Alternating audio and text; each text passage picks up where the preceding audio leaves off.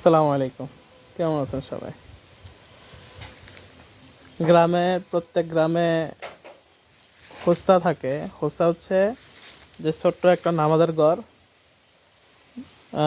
যেখানে সকালবেলা বা বা ৫ ওয়াক্ত নামাজ পড়া হয়। জুমার নামাজ এক জায়গায় পড়া হয়। প্রত্যেক বাড়ির মধ্যে ছোটোখাটো এরকম একটা থাকে, বা কাছারি ঘর থাকে। সেখানে এভাবে একটা ঝাড়ু থাকে, ন্যাচারাল ঝাড়ু, গাছের পাতা গাছের পাতা দিয়ে এইভাবে ঝাড়ু দেওয়া হয়। এই যে এইভাবে ঝাড়ু দেওয়া হয়, দিলেন না? দেখেন পরিষ্কার হয়ে যাচ্ছে। এভাবে ঝাড়ু দেওয়া হয়। আমরা তো এখন আধুনিক যুগে চলে গেছি, শলার ঝাড়ুও পাওয়া যায় না। নারকেল গাছের পাতা দিয়ে শলা হয়, শলা দিয়ে ঝাড়ু হয়, সেটাও পাওয়া যায় না, সব প্লাস্টিক হয়ে গেছে। এই শলা ঝাড়ু হওয়ার আগেও দেখেন, এটা দেখেন গাছের পাতা, ন্যাচারাল গাছের পাতা। এটা মেবি নারকেল গাছের পাতা হবে, নাহলে তাল গাছের পাতা হবে, আমি নট শিওর। এই দেখেন, এই যে এইভাবে ঝাড়ু দেয়, এভাবে পরিষ্কার করে।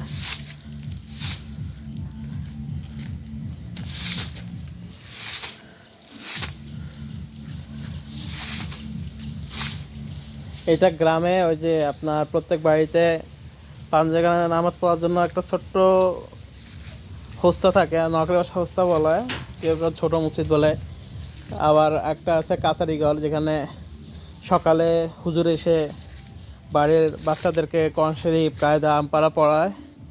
সেখানে এইভাবে এটা দিয়ে এইভাবে ফ্লোর পরিষ্কার করে, এইভাবে ফ্লোর পরিষ্কার করে,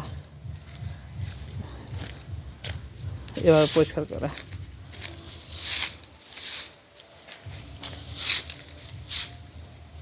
এখন মানুষ আধুনিক হতে হতে তার কালচারটা ভুলে গেছে।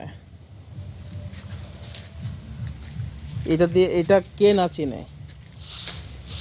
এখনকার বাচ্চারা হয়তো চিনবে না। দেখেন, ভালো পরিষ্কার হচ্ছে।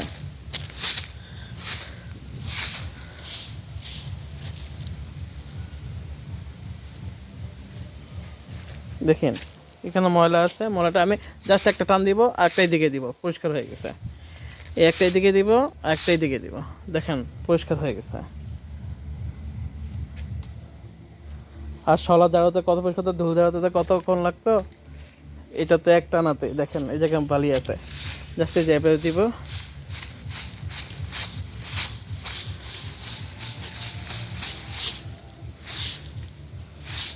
পরিষ্কার হয়ে গেল। কতক্ষণ লাগলো? একটা প্রবাদ আছে, ওল্ড ইজ গোল্ড। এটা যুগে যুগে প্রমাণিত হবে। এই যুগে আবার মানুষ ফিরে আসবে, হয়তো 50 বছর পর, 100 বছর পর। বলুন তো, এটাকে কোন কোন জেলায় এটা কি নাম বলে প্রচলিত? আল্লাহ হাফেজ।